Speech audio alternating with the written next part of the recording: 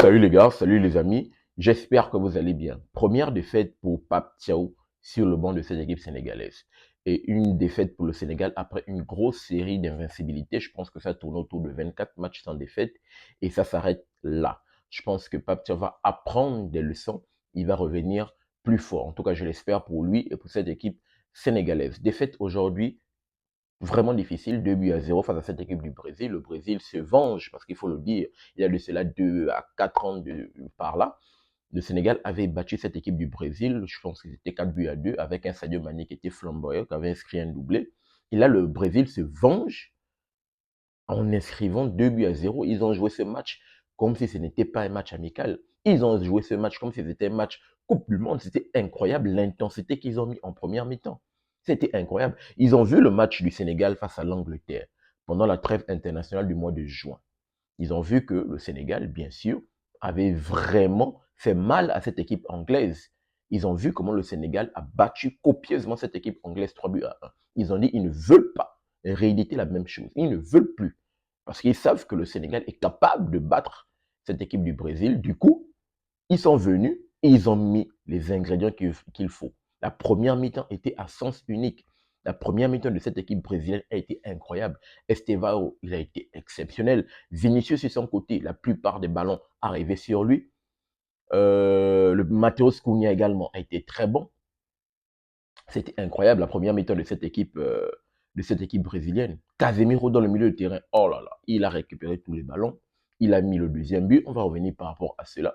Et pourtant, je pense que de l'autre côté, pour parler de Pape Thiaw et de son système de jeu, je pense que je l'ai trouvé même la composition d'équipe assez intéressante. Il est venu avec un système à 4-2-3-1, avec un double pivot, Idrissa Gana Gueye et Pape, il s'appelle comment? Pape Mamatassa, ils sont en double pivot, avec Pape Gueye, double pivot, Idrissa Gana Gueye, Pape Gueye, avec Pape Matassa qui joue un rôle de milieu offensif, un peu numéro 10 juste derrière Sadio Mané. Sadio Mané aujourd'hui qui était en pointe, j'ai trouvé que oui, il fallait mettre Sadio Mané en pointe parce que Sadio Mané, avec l'âge, ne peut plus être sur le côté. Avec Ismail Assa, Iliman Dia également qui était sur l'autre côté. Il est venu avec des latéraux Antoine Mendy et Jacobs. C'est un peu Jacobs, lorsque j'ai vu la composition, je me suis dit, ça va être un peu plus compliqué. Pourquoi il n'a pas mis le petit El Hadji Malik Diouf? Bon, ça a été le système. Et puis, en défense, il est venu avec Kalidou Koulibaly, bien sûr, et Moussa Niakate, qui sont les hommes forts. Avec, il s'appelle comment?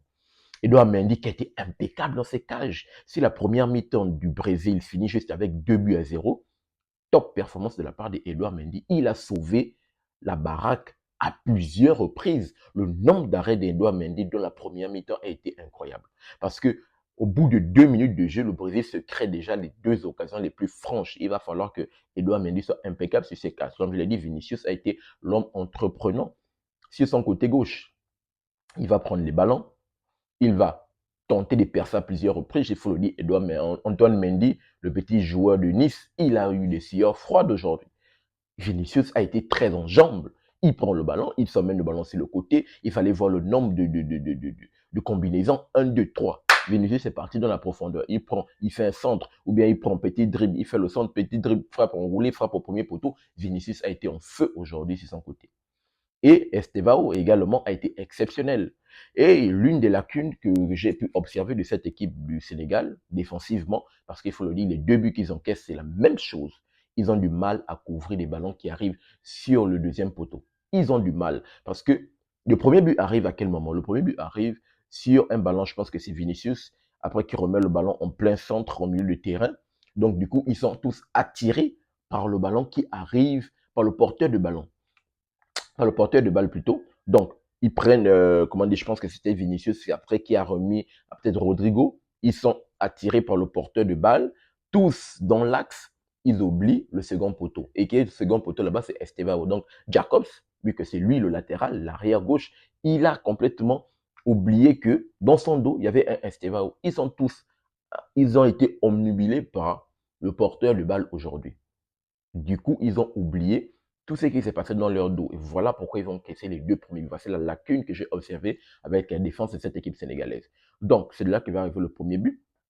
Tous, ils vont être attirés par le ballon et le ballon va être transmis au second poteau. Estevao tout seul, et en étant tout seul face à un Edouard Mendy, bien sûr, qui a été impeccable. Là, malheureusement, il n'a pas pu arrêter cette belle frappe. Esteban va pouvoir avoir le temps de contrôler le ballon, avoir cette lucidité de mettre une belle frappe du pied gauche et venir faire 1-0 et concrétiser d'ailleurs les belles occasions répétées de la part de cette équipe brésilienne. Ils vont ouvrir le score et quelques minutes plus tard, ça n'a même pas tardé pour qu'ils puissent mettre le chaos sur un coup de pied, sur un centre, un coup franc. Coup franc d'ailleurs très bien tiré de la part de Rodrigo. Je pense que c'est Rodrigo qui tire ça au second poteau. Et là encore, ils vont être omnubilés. Ils vont oublier ce qui se passe dans leur dos. Je pense que c'est Kalidou Koulibaly qui va pouvoir revenir un peu pour essayer de couvrir. Malheureusement, le ballon va être très bien dosé de la part de Rodrigo sur Casemiro qui est là au second poteau. Contrôle, frappe, tranquille, 2-0. Chaos technique au bout de la première mi-temps. Donc vraiment, la lacune, comme je l'ai dit, de cette équipe sénégalaise a vraiment été la couverture de complètement toute la largeur de leur défense. Ils ont eu du mal à couvrir la largeur, à couvrir, à voir ce qui se passe dans le dos. Premier but, comme je l'ai dit, ça arrive comme ça avec Esteban, où là, ça arrive sur le côté de Jacob, le deuxième arrive sur le côté de Antoine Mendy, Kalidou Koulibaly qui a essayé de se rattraper à la couverture, ça a été compliqué. Mais au deuxième mi-temps, vu qu'ils ont compris cela, je pense qu'avec Pape Thiaw, ça a quand même assez grandi dans les vestiaires. Ils ont pu quand même faire une deuxième mi-temps sur le plan défensif qui a été assez correct. D'où le match, même si je pense qu'en seconde mi-temps également, le PC, l'accélérateur de cette équipe brésilienne, ils ont un peu baissé. Mais la deuxième mi-temps, défensivement, de la part de cette équipe du Sénégal, a été plus correcte. Donc, ils se sont réajustés et ils ont quand même essayé de se créer des occasions. Malheureusement, ça a été un peu plus compliqué. Mais je vais revenir par rapport à l'action, parce qu'il y a une action de Iliman Ndiaye en deuxième mi-temps. Vraiment, pour ma part, je pense qu'il aurait pu réduire la marque. Je pense qu'on joue la 51e minute. Il y a Ederson qui est dans les cages. On lui fait une passe en retrait. Il se manque, mais Iliman Ndiaye, il se manque dans son dégagement. Mais les cages sont vides. Mais qu'est-ce qu'il fait, Iliman Ndiaye, quand j'ai vu ça? Qu'est-ce que tu fais? Heureusement que c'est un match amical. On ne va pas t'en tenir rigueur et de s'y croire. Ces derniers temps, ces derniers matchs, c'est l'un des Sénégalais les plus prometteurs, l'un des Sénégalais les plus en forme de cette équipe. Donc, ça ne sert à rien de venir taper la tête sur Iliman Ndiaye par rapport à cette action. C'est un match amical, oui. Tu as été très bon ces derniers temps, oui. Mais ça, c'est une occasion qu'il faut marquer. Ça, en Coupe du Monde, tu as une occasion comme ça, il va falloir la concrétiser. Parce que face aux grandes équipes, il va falloir payer cash lorsqu'elle fait une erreur. Donc, vraiment, Ederson qui se manque, les cages sont complètement vides, il va frapper le ballon sur le poteau extérieur, le ballon sort.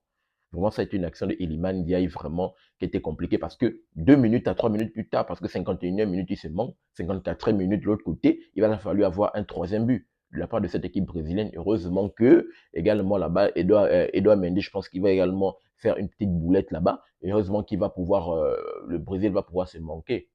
Donc, vraiment, ça a été difficile, un match un peu plus compliqué de la part de cette équipe sénégalaise. Ça ne sert à rien de venir, euh, parce que j'ai pu voir un peu sur les réseaux, certains qui se moquent, on ne peut pas se moquer, parce qu'on compte sur cette équipe sénégalaise, on compte sur le Sénégal à la Coupe du Monde, et je pense que Pape Thiaw, pour sa première défaite, il va pouvoir apprendre. Il doit vraiment pouvoir apprendre par rapport à cela. La Coupe du Monde arrive, la Coupe du Monde est quasiment dans 7 mois par là. 7 mois par là. Donc, il va falloir qu'il travaille. Il va falloir également que le Sénégal multiplie des matchs avec des équipes top niveau pour essayer de voir. Ils multiplient des matchs. Là, ils ont joué avec l'Angleterre, ils ont joué avec le Brésil. Là, je parle depuis que Pape a pris la sélection. Là, il va falloir maintenant essayer de voir d'autres équipes, peut-être chercher à organiser des matchs avec l'équipe de France, avec peut-être l'Argentine. Essayer de voir vraiment, il va falloir que le Sénégal multiplie des matchs top niveau pour vraiment voir comment les autres équipes évoluent, leur système de jeu et tout le reste. Et comme ça va permettre à ce que lorsqu'elle va arriver en Coupe du Monde, elle puisse montrer des choses intéressantes. Donc, vraiment, c'est une défaite qui fait mal pour cette équipe sénégalaise. J'ai pu voir, c'est le body language, bien sûr, des joueurs. C'était vraiment assez difficile, mais bon, c'était un match amical, c'était un match préparatoire pour vraiment la Coupe du Monde, mais également pour la CAN. Bon, pour la CAN, je pense qu'ils sont prêts, le Sénégal est prêt, mais plus pour la Coupe du Monde qui arrive très prochainement, quasiment dans 7 mois. Et on espère que cette équipe sénégalaise va nous revenir plus fort. On espère que Pape Thiaw, de par cette défaite, il va pouvoir apprendre, il va pouvoir se réajuster par rapport, bien sûr, aux différents joueurs qu'il va pouvoir prendre et pouvoir être plus fort pendant la Coupe du Monde qui arrive très prochainement parce qu'on compte sur le Sénégal pour nous montrer de belles choses. Mais pas seulement le Sénégal, mais également les autres nations africaines, que ce soit le Maroc, bien sûr les autres nations africaines qui sont qualifiées pour cette Coupe du Monde 2026. 26. Donc, rapidement, voici ce que je voulais partager avec vous dans cette vidéo. Oui, je vais revenir également Ibrahim Baye. Ibrahim Baye qui est rentré à la place de Sadio Mané, bien sûr, qui a fait pour sa première match face au Brésil, mais il est rentré dans un match quand même assez compliqué, dans un match où voilà, le Sénégal était un peu dos au mur, le Sénégal avait déjà pris un KO. Donc voilà, il est venu, c'était difficile, je pense peut-être qu'il a eu à peine quelques occasions, mais c'était un peu plus difficile, on verra ce que ça va donner. Donc rapidement, voici ce que je voulais partager avec vous dans cette vidéo. J'aimerais vous entendre dans les commentaires par rapport à la première défaite de Pape Thiaw et cette défaite du Sénégal. J'aimerais vous entendre dans les commentaires pour que vous me donniez votre avis par rapport à cela. N'oubliez pas de vous abonner, de liker, et surtout activer la cloche de notification pour ne manquer aucune de mes sorties. Peace. Très bientôt les gars.